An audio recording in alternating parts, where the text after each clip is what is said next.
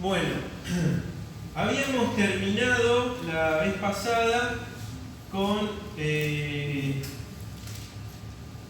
verso 11 del capítulo 1 de Santiago, ¿sí? Hablamos un poquito del tema de la pobreza, la riqueza. Me había quedado un texto pendiente, les pido disculpas, pero pasa que a veces, queriendo ahorrar el tiempo, hay cosas que uno va dejando, ¿sí?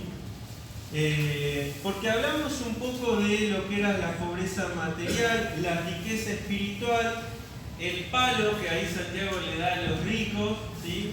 Pero hay también una palabra para los hijos de Dios que tienen riquezas. Vamos a 1 Timoteo.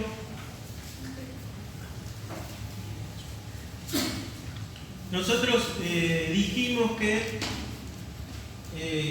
es cierto que la iglesia en su origen fue pobre, ¿sí? Y Pablo en sus viajes, por lo menos en 2, tiene que recolectar ¿qué? Ofrendas. ¿Para quién? Para los hermanos pobres de Jerusalén, ¿sí? Recuerden que en el contexto histórico muchos se convierten. ¿Se acuerdan la primera predicación? Después de que el Espíritu Santo desciende, se esparcen, dice, lenguas como de fuego en aquellos que estaban juntos y empiezan a hablar en idiomas distintos. Ojo, no son lenguas angélicas, son idiomas distintos. ¿Qué hace la gente? ¿Se acuerdan? ¿Qué es la primera reacción? Como dijo la mona, era que decía, ¿se han tomado todo el vino? Están llenos de mosto, dijo, ¿no?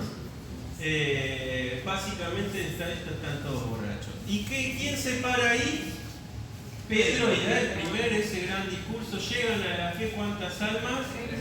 3.000, ¿no? Aproximadamente. Impresionante, 3.000 personas en una predicación, imagínense, ¿no? Pero bueno, ¿qué pasaba? Estaban en una fiesta y venían muchos judíos que no vivían en Jerusalén. Venían de otros lugares a celebrar la fiesta. Al llegar al Evangelio, muchos se quedan en Jerusalén, otros vuelven, pero Jerusalén no daba abasto para muchas personas, ¿sí? Para tantas personas. Y entonces dijimos que la primer persecución que la iglesia padece, ¿de mano de quién es? De los mismos judíos, ¿sí? Y entonces empiezan a perder también sus bienes, sus propiedades, y la iglesia se empieza a empobrecer. La primera reacción que hay, que es de amor, ¿qué era? Los hermanos que tenían, ¿qué hacían? Vendían sus propiedades, ¿y a dónde llevaban ese dinero?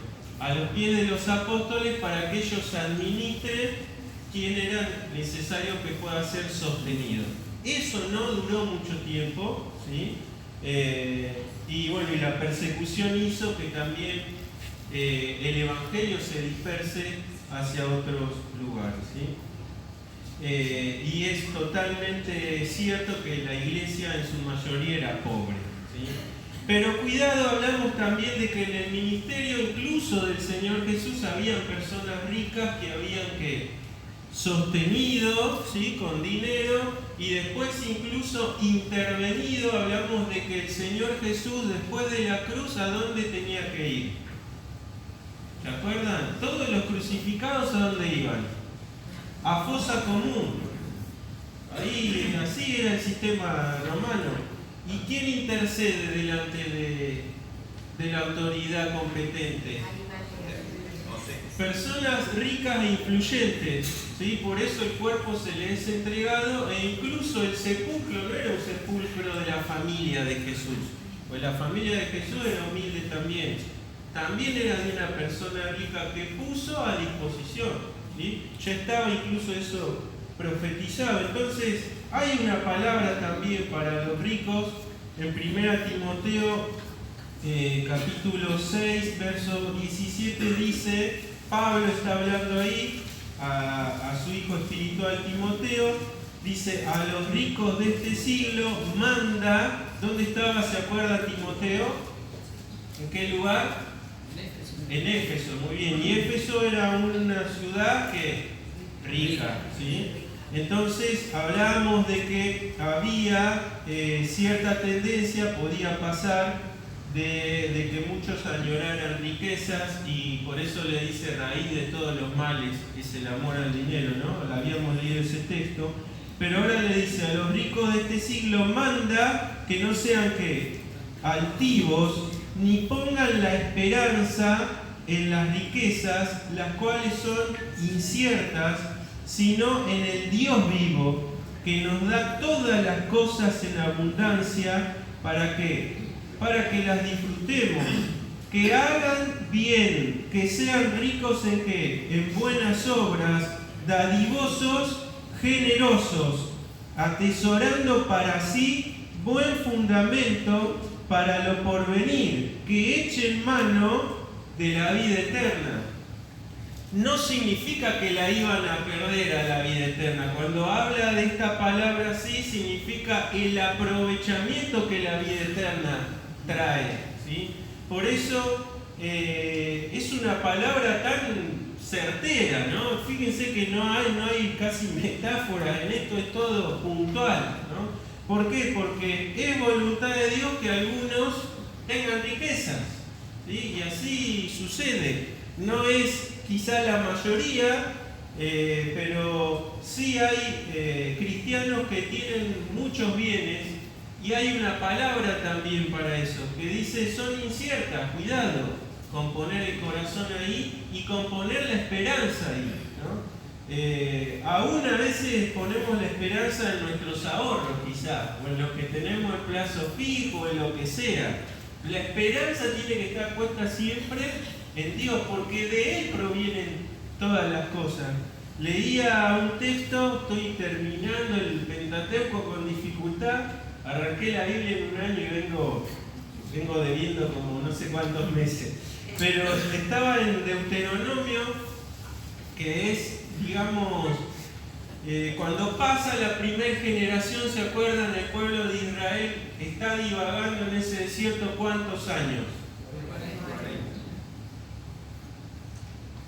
40 años es el tiempo generacional, una generación son 40 años. Están a punto de cruzar, Moisés no va a cruzar, ya le dijo a Dios que se iba a quedar, pero da un último mensaje a esa intersección, es decir, se acaba una generación, muchos ya habían muerto, hay una nueva generación que va a pasar a la nueva tierra. ¿Con quién? Con Josué. Y entonces hay una palabra, no recuerdo bien el texto, pero está en Deuteronomio para no perder tiempo. Moisés les dice así: tengan cuidado, parafraseo, que cuando entren a esta nueva tierra y la tierra produzca y se llenen sus graneros y coman en abundancia y un montón de cosas, dice cuidado de no enaltecer su corazón y creer que todo eso es por su mano, ¿sí? Porque todo lo que tienen y lo que se les da es por misericordia de Dios. Y es más, le dicen ustedes son un pueblo torpe, traducen algunas versiones, pero se refería a un pueblo terco, ¿sí? Así que es como que Moisés le dice: ustedes no tienen nada meritorio, todo lo que van a adquirir es por gracia y por amor de Dios, ¿sí? Porque a veces creemos que nosotros solo estamos en el tiempo de la gracia. No, Dios tuvo gracia en toda la historia bíblica, ¿no? Siempre hubo gracia de Dios y seguirá habiendo, aún, ¿saben qué? En tiempos de severo juicio, cuando venga, los que interpretamos de forma de Apocalipsis dispensacional, sabemos que hay un tiempo de tribulación literal. Aún en ese tiempo de tribulación hay gracia de Dios también para las personas que quieran allegarse a la salvación por medio de Cristo. Y entonces fíjense cómo en esa novedad de tierra que iban a tener en abundancia ya hay un principio de Dios establecido. Todo lo que tenemos, lo que se nos da, se lo tenemos que agradecer ¿a quién? A Dios. Aún nuestras fuerzas, ¿sí? 32:27. A ver, agarra el micrófono. Así queda grabada tu voz, hermano. Dice: no sea que digan, Nuestra mano poderosa ha hecho todo esto y no Jehová. Bien, sí, hay otros textos 32, más, pero 27. la base, hay varios textos arriba y después de eso que Moisés les aclara, porque saben que a Moisés se le había ya revelado de que el pueblo se iba a ir, ¿no?, tras los ídolos y tantas cosas. Y a pesar de tanta amonestación, el pueblo después sabemos cómo es la historia, ¿no? Triste, cómo se van. Pero en el tiempo de los jueces, ¿se acuerdan? Dios tenía misericordia del pueblo y ¿qué hacía? Levantaba una persona para librar a su pueblo amado de manos de los enemigos. Entonces esto no lo quería pasar por alto, este texto, recuerden, 1 Timoteo 6:17, siempre todo lo que nosotros tenemos, la esperanza, no tiene que estar puesto en nuestros bienes, aunque como vimos la clase pasada hay una mayordomía que se requiere de nosotros, sino que siempre tiene que estar puesta en el Dios vivo, quien es el que da todas las cosas, no solo para que las disfrutemos, sino para que también las compartamos, para dar. Pablo decía esto, que él había trabajado y estaba ahí a los tesalonicenses, a los holgazanes que estaban allí, a que trabajen no solo para su sustento, sino para también el sustento de necesitados. Bien, seguimos entonces con la lectura en Santiago y ahora vamos al verso 12. El verso 12 dice así: bienaventurado el varón que soporta la tentación, porque cuando haya resistido la prueba, recibirá la corona de vida que Dios ha prometido a los que le aman. Este texto, si ustedes lo leen en otras versiones, van a ver que no dice tentación. ¿Cómo dice ahí? ¿Tienen alguna otra versión ahí para leer? Sí, exacto. Es más, les digo, la mayoría de las versiones no traducen tentación ahí, traducen prueba. Y muchos comentaristas, entre otros Beacon, Barclay, MacArthur, Parton, Rivers, todos ellos dicen que en realidad este texto no tiene que estar asociado al 13, sino que es como el broche de oro de todos, desde el verso 1 hasta el 12, como un compendio. ¿Sí? Vieron que empieza Santiago: tened por sumo gozo cuando halléis en qué, en diversas pruebas. Bueno, este sería como el broche del cierre de ese texto, y es bienaventurado el varón que soporta la prueba, porque cuando la haya resistido o la haya soportado, recibirá la corona de vida que Dios ha prometido a los que le aman.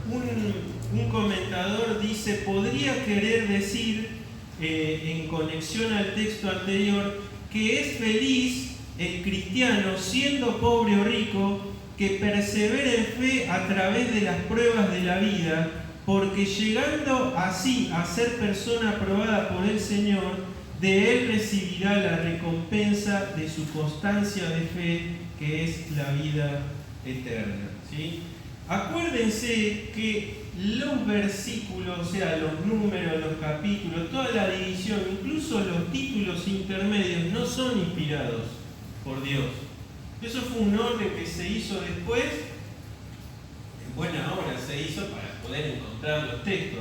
Pero van a encontrar muchas veces que hay textos que se puso un título, se puso un texto abajo, y ese texto en realidad pertenecía al contexto anterior.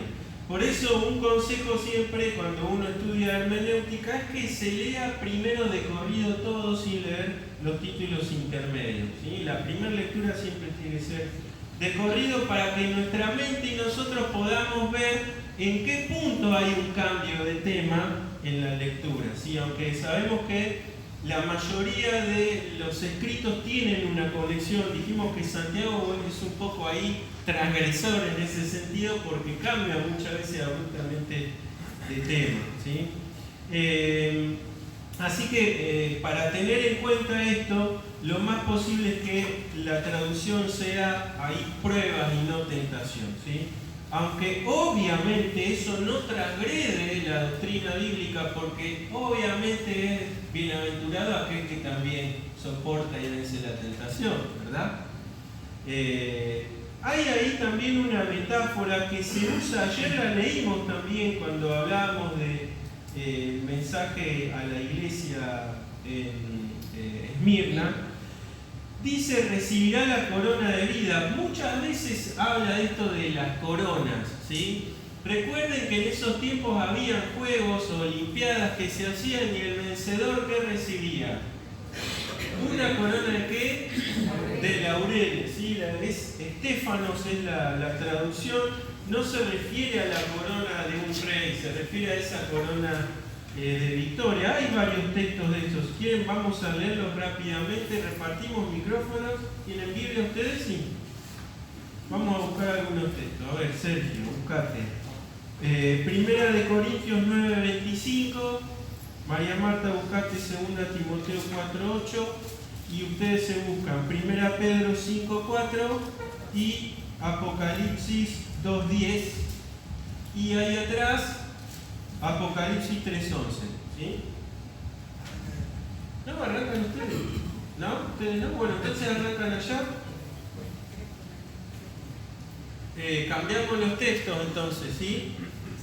1 Pedro 5:4, Apocalipsis 2:10 y atrás, ¿vos no? ¿Sí? ¿Querés leer? ¿Sí? Y bueno, y vos buscás el último texto que es Apocalipsis 3:11. ¿Ah? Repito, ¿ya está? ¿Los tienen? Sí. Bien. Entonces, arrancamos, Sergio, con 1 Corintios 9:25. Todo aquel que lucha, de todo se abstiene. Ellos, a la verdad, para recibir una corona corruptible, pero nosotros una incorruptible. Perfecto. 2 Timoteo 4:8. Por lo demás, me está guardada la corona de justicia, la cual me dará el Señor, juez justo, en aquel día, y no solo a mí, sino también a todos los que aman su venida. Perfecto. 1 Pedro 5:4. ¿Ustedes? Yo tengo Apocalipsis. Sí, pero los cambiamos. Te cambié el texto a último momento. Busca 1 Pedro 5:4 y el Señor, siempre se me van los nombres. José. Y vos Apocalipsis 2:10. Vamos, 1 Pedro 5:4. Recuerden que esto de las coronas es muchas veces se usa como metáfora, ¿sí? Como un galardón, un premio, un gozo supremo que el cristiano tiene cuando cumple ciertos requisitos que el Señor establece. Pero también hay interpretaciones literales de coronas que vamos a recibir cuando estemos allí, ¿sí? Cuando estemos en el tribunal de Cristo, no en el gran trono blanco, que eso es el juicio a aquellos que despreciaron a Dios, sino cuando nosotros tengamos que dar cuentas delante del Señor, nuestros pecados ya están perdonados, no se nos va a traer a recordar nada de eso porque el Señor nos perdonó todo, pero sí nuestras obras hechas, dice el fuego, las probará, ¿no? Si fueron hojarascas, ¿qué pasa?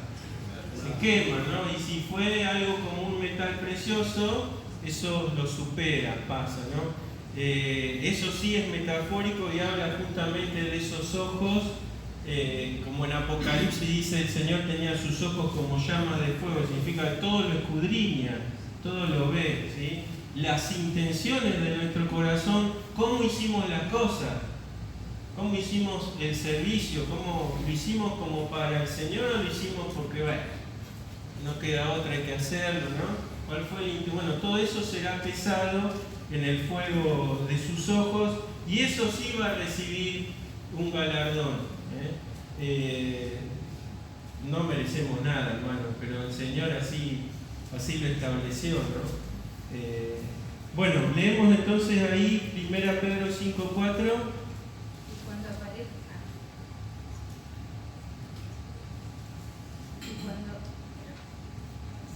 Y cuando aparezca el príncipe de los pastores, vosotros recibiréis la corona incorruptible de gloria. Muy bien. Otra metáfora que ahí la palabra esa le está hablando a los pastores específicamente, ¿sí? O a los obispos. Apocalipsis 2:10.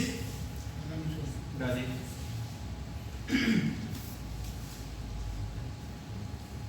Esta creo que la leímos ayer, ¿no?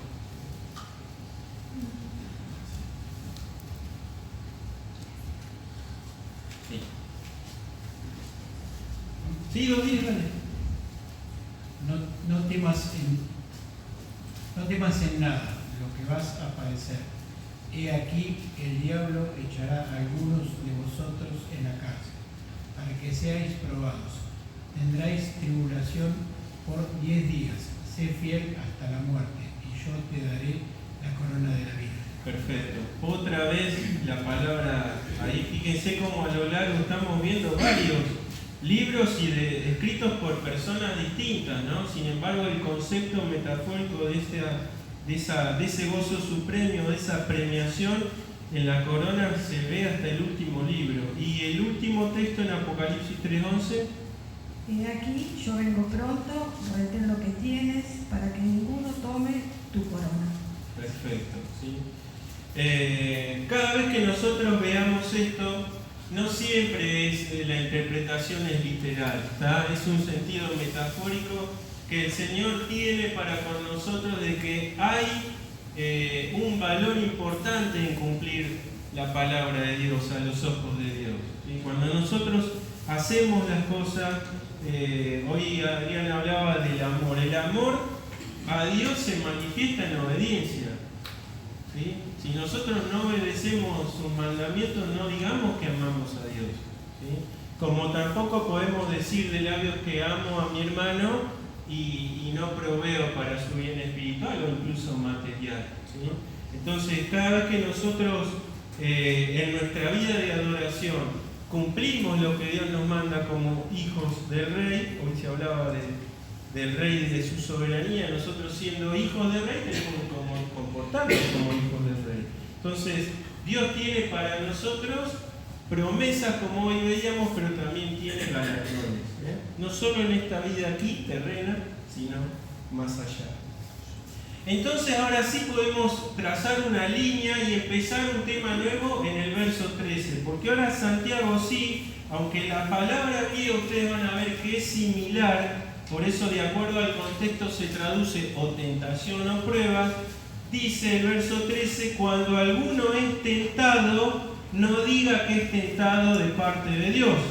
Por eso fíjense que tiene que cambiar obligatoriamente esa palabra. Ahí no podría decir cuando alguno es probado, no diga que es probado de parte de Dios. ¿Por qué? Porque Dios sí prueba, ¿sí? Y eso lo venimos viendo ya hace unos cuantos domingos. Entonces acá directamente habla de la tentación. Cuando alguno es tentado, no diga que es tentado de parte de Dios. ¿Por qué? Porque Dios no puede ser tentado por el mal, ni Él tienta a nadie, sino que cada uno es tentado cuando de su propia concupiscencia es atraído y seducido.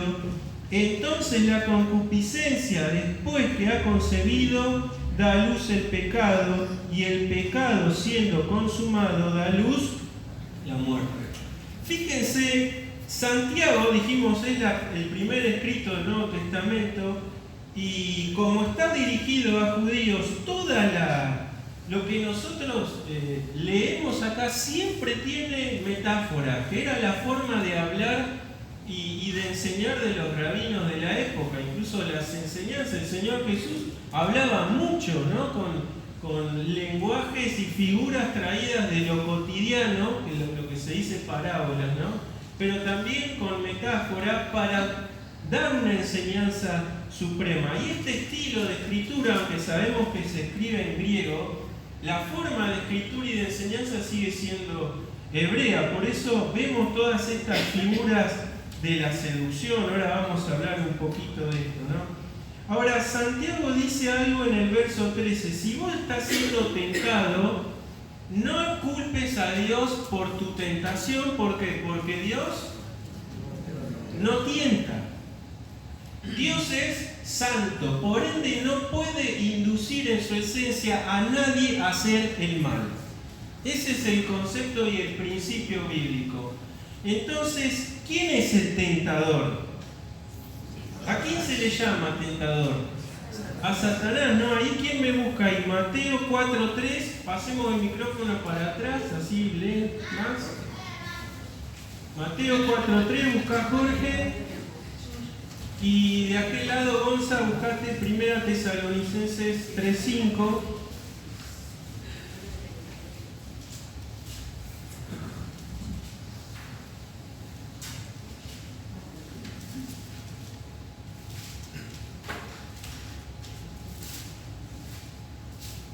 ¿Lo tenemos? Mateo 4:3. Y vino el tentador y le dijo: si eres el Hijo de Dios, di a estas piedras que se conviertan en pan. Bien, y 1 Tesalonicenses 3:5.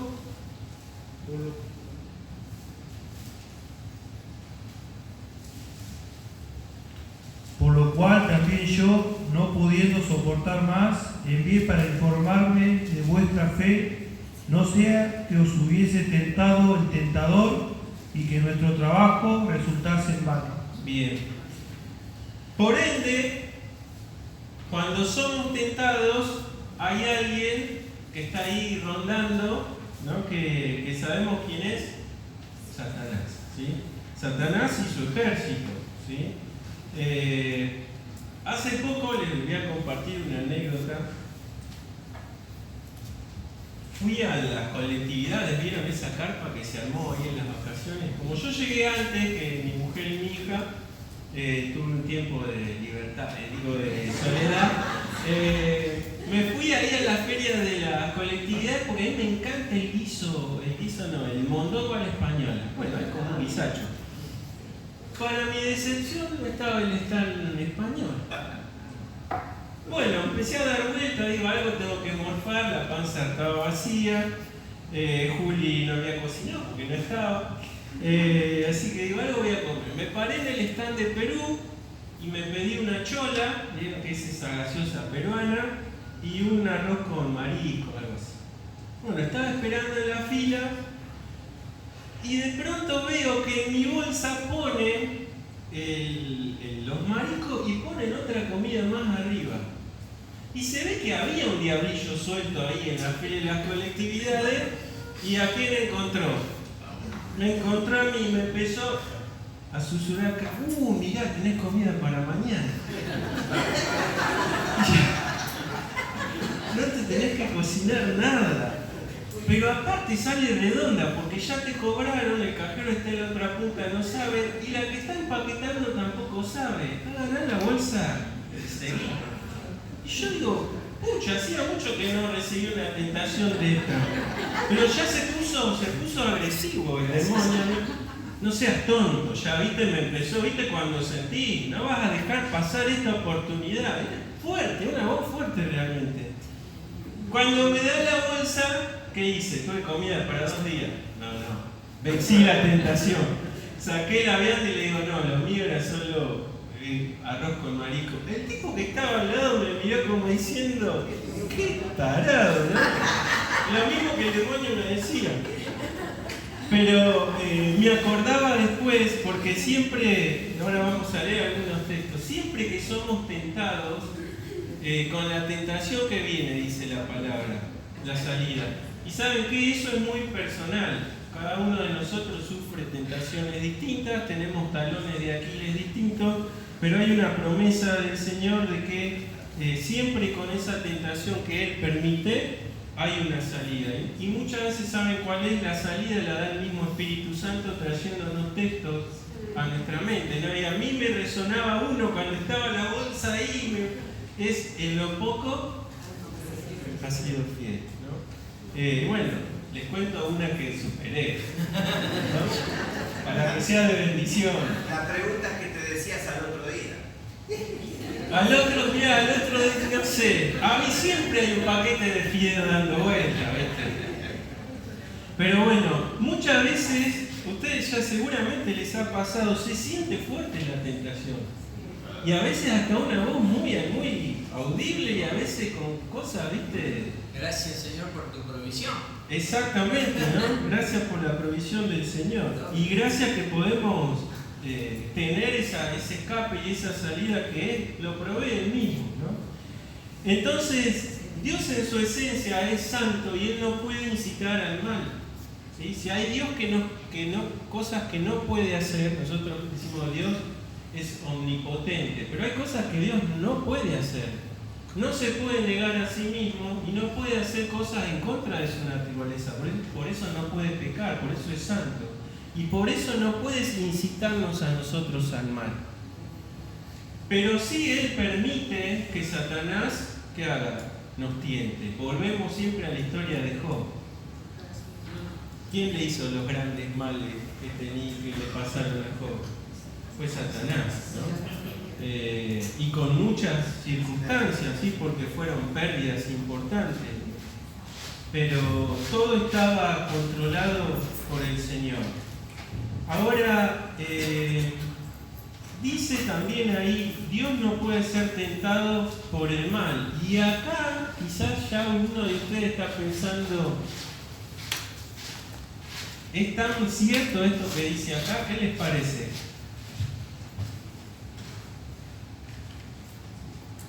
¿Fue tentado Dios?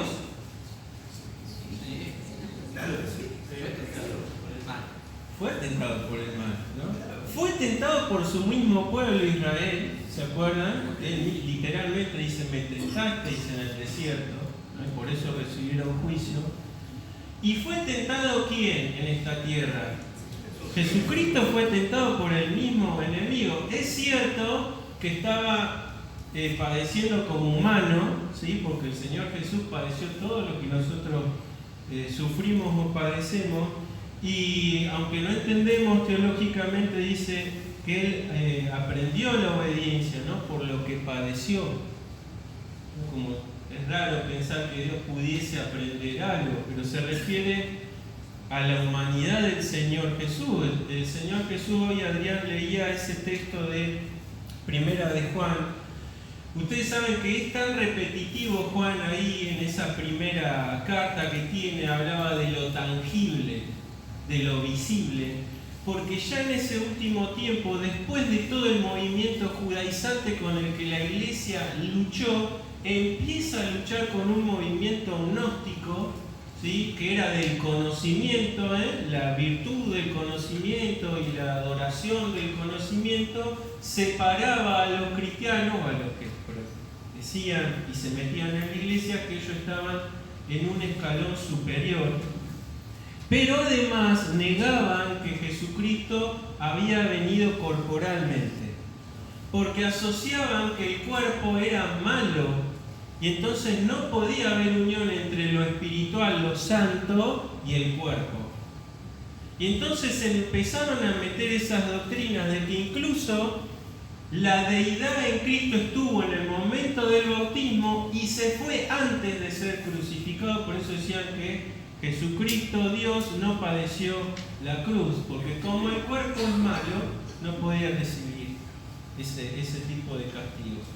Entonces Juan, sabiendo de esta herejía, que dice, cuidado porque yo quedo vivo de todos los que había, yo lo vi, yo comí con él, yo lo palpé, yo estuve con él, ¿no? Y Juan mismo se encarga de decir en el Evangelio, el Verbo se hizo carne y habitó entre nosotros, ¿sí? La palabra griega es puso su tabernáculo, haciendo la figura del tabernáculo en el pueblo de Israel. Dios mismo puso su tabernáculo, el Verbo, y ese tabernáculo estaba restringido por un cuerpo. Pero el Señor Jesús no heredó naturaleza pecaminosa. Él fue concebido del Espíritu Santo, por eso Él fue sin pecado, ¿sí? Por eso su cuerpo no era un cuerpo pecaminoso, como lo es el nuestro, que sí heredamos de nuestro padre allí, Adán y Eva, una naturaleza pecaminosa, como dice Pablo, con la que combatimos todos los días, aquellos que tenemos el Espíritu Santo, ¿sí? Todos los días combatimos y luchamos contra esa naturaleza. Y el Señor Jesús tuvo que padecer todo lo que nosotros hoy padecemos, ¿para qué? Para darnos la victoria, ¿sí?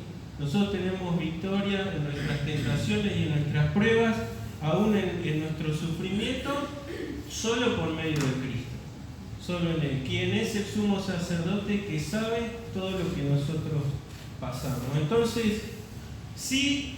¿En qué sentido dice Santiago acá que Dios no puede ser tentado? Habla de la efectividad de la tentación.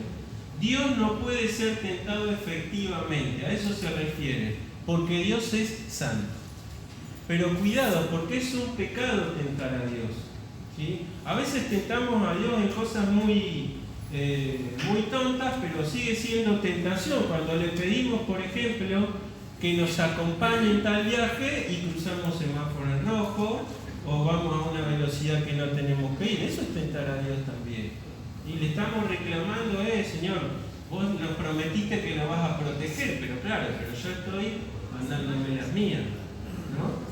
O lo mismo que nos bendiga en nuestro matrimonio. Pero ¿y cómo te comportás con tu esposa o la esposa con su esposo? Cuando le reclamamos a Dios cosas que prometió, pero nosotros hacemos ineficaz con nuestra conducta, eso es tentar también a Dios, ¿sí? El pueblo de Israel tentó a Dios en el desierto y sufrieron castigo. El mismo Señor Jesús fue tentado no solo por Satanás, sino también por su mismo pueblo y a veces hasta por sus mismos discípulos. Cuando Pedro le dice que tal cosa no haga, Señor, no te conviene hacer, ¿qué le dijo el Señor Jesús? ¿Por qué? Porque lo que Pedro le estaba diciendo era una tentación. Cuando al Señor Jesús lo quieren hacer rey, ¿se acuerdan? Cuando da alimentación a esa multitud de personas, ¿qué hace Jesús? Se va. Eso era tentar también. Cuando está en la cruz, fíjense todas las tentaciones que tuvo, que a veces nosotros pasamos por alto. Cuando le dicen, si eres hijo de Dios, bajate de la cruz, está recibiendo una tentación también ahí. Él fue tentado en todo su ministerio, ¿sí? Desde el principio hasta el final. Pero él venció al mal, venció al pecado y venció la muerte. Y por eso en Cristo solamente podemos tener victoria. Así que se entiende este concepto. Dios sí fue tentado por el ser humano y en Cristo mismo fue tentado por el enemigo. Pero el sentido de que dice Santiago acá es que Dios es santo y no puede ser tentado efectivamente. Es decir, Dios no puede pecar. A eso se refiere Santiago. Entonces por eso les dice a estos hermanos, no le echen la culpa a Dios cuando estén siendo tentados, porque Dios es santo y Dios no incita al mal a sus hijos. ¿Sí? ¿Se entiende?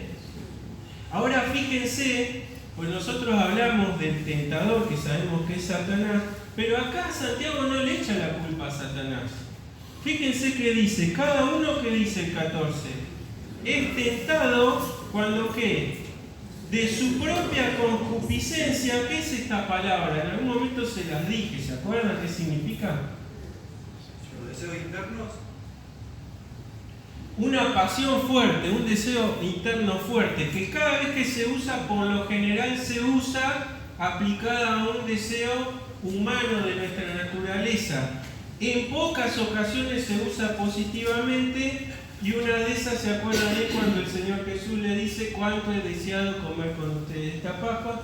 Se usa ahí esa palabra en sentido positivo, pero por lo general siempre esa palabra concupiscencia está usada en sentido negativo. Ahora, esto también es una metáfora, porque dice atraído y seducido. ¿Saben a quién hace referencia a eso, Gonzalo? A la pesca, ¿sí? Esas palabras en el griego se utilizaban para aquellos que pescaban o cazaban también, que ponían cebos para atraer a la presa que iban a cazar, ¿verdad? En el anzuelo, ¿qué ponemos? ¿Algo que no le gusta al pez? No, tenemos linda carnada. Si está media pasada no sirve tampoco, ¿no? Tiene que estar fresca. Esta es la idea de Santiago acá. La concupiscencia, ese deseo de la carne, que dice, nos seduce y nos atrae, es algo que gusta. obviamente nunca caeríamos si sería algo que nos disgustara. Cuando nosotros cedemos a eso, ¿por qué? Porque nos trae gratificación, nos trae placer. El tema es que ese placer que nosotros gozamos, ¿cuánto dura? Dura así, y además, ¿qué nos trae después? Nos trae angustia, nos trae dolor, nos trae culpa, ¿sí? Porque nosotros, ojo, esto nos pasa solo a los que somos hijos de Dios, nada más, porque en nosotros está el Espíritu Santo, ¿sí? Y como dice después, siendo consumado da a luz la muerte. Fíjense, otra figura que usa Santiago de la concepción y el dar a luz. ¿Sí? Una vez que se genera esto, ojo, ¿no? Siempre, ¿se acuerdan? El Señor Jesús les dijo aquello que cuando se jactaban de que, claro, de que ellos no adulteraban en hecho. Pero ¿qué les dijo Jesús? Cuando ustedes miraron y codiciaron a una mujer, ¿qué hicieron? Ya está, ya adulteraron. Las mayores de las batallas se ganan acá. Cuando vos ganaste acá, cortaste ese ciclo, como dice Santiago, de concepción de muerte. La tentación en sí no es pecado. Todos tenemos tentaciones todo el tiempo. A veces, la mayoría de las veces, hermanos, es de nosotros mismos. Por eso Pablo le dijo a Timoteo, ten cuidado de qué, de ti mismo. ¿Sí? A veces vemos demonios en todos lados, ¿no? Somos la mayoría de las veces que somos tentados de nuestro propio deseo, de nuestra propia concupiscencia. Es cierto que Satanás obviamente nos quiere hacer caer, ¿no? Pero a veces le echamos siempre la culpa a Satanás y por ahí dice, yo no fui, ¿no? Fuiste vos, ¿sí? Y esto es lo que le está diciendo Santiago. Cuidado, porque vos estás siendo seducido de tu propia naturaleza. Pablo mismo dice, el bien que yo quiero hacer, ay, ¿por qué? Porque hay una naturaleza en mí que está peleando, ¿no? Él es consciente de eso y habla de esto. Nuestras victorias pueden estar solamente cuando nosotros ponemos nuestra dependencia en aquel que venció, en el victorioso, ¿sí? Ahora habla de cuando el pecado es consumado, da luz la muerte. ¿Cómo interpretamos este texto? No significa que nosotros morimos espiritualmente. Lo que se nos dio, nuestra salvación, está segura, no porque la ganamos nosotros. Se nos otorgó por gracia, por misericordia, por medio de la fe. No es algo que nosotros... Imagínense si nosotros perdiéramos la salvación cada vez que pecamos. ¿Qué les parece?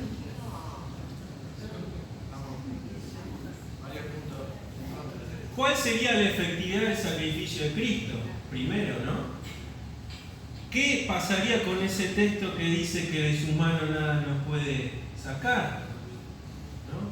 Si nuestra salvación dependiera de nuestras obras o de nuestro pecado, hermano, perdemos la salvación cada 5 minutos.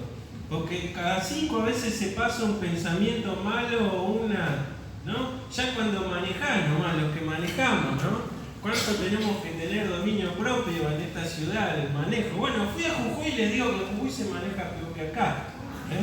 Así que no sé si mi viejo estará acorde conmigo, pero yo he visto que terrible cómo manejan ahí. ¿Y qué saca de nosotros? Lo bueno, te amo en el amor de Cristo, pasá.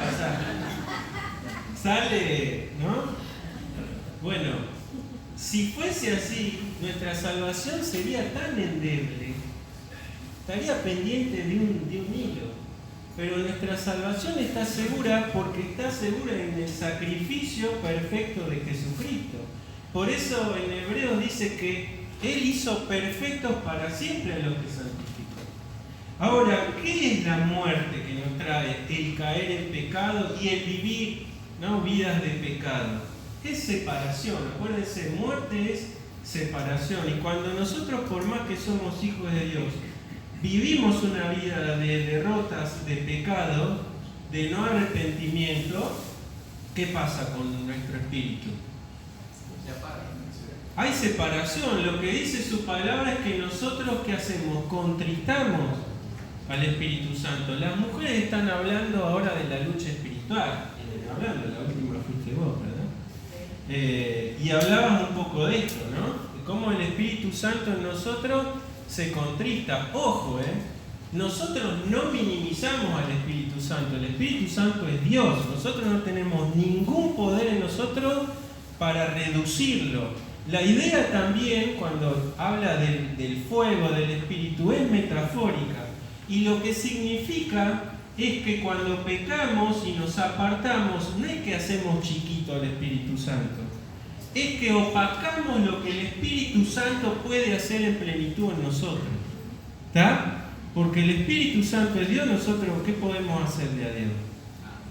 Nada, su poder no podemos aplacarlo, pero sí el obrar del Espíritu Santo en nosotros. Cuando llevamos una vida de pecado, contristamos al Espíritu Santo, por ende a Dios, y entonces limitamos ese poder que Él tiene para darnos a nosotros. El gozo, perdemos el gozo, ¿sí? Por eso hay un comentador que dice que no hay peor ser humano que el cristiano que vive en pecado, ¿no? Porque aún vive peor que alguien que no conoce a Dios, porque continuamente tiene una conciencia que, ojo, el Espíritu Santo utiliza nuestra conciencia, que le está acusando de que está yendo por un camino errado. Y aún así, la soberbia y el orgullo nos lleva a seguir en esa vida, a no rendirnos a sus pies, y vivimos de forma miserable. El cristiano que vive en pecado es un miserable realmente, porque sabe a conciencia de que está transgrediendo y de que está contristando a Dios mismo, ¿sí? En ese sentido, el pecado en un hijo de Dios genera la muerte, es separación. No puede haber bendición, no podemos pedir bendición si estamos viviendo nosotros como a nosotros se nos da la gana. Por eso no podemos tampoco echarle la culpa a Dios de las consecuencias que en nuestra vida trae el pecado, ¿sí? Eso es importante. Me pasé como siempre, me paso un poquito, pero terminamos con este concepto importante entonces que nos deja Santiago. El domingo que viene seguimos con este tema y vamos a hablar también de los factores que propician la tentación.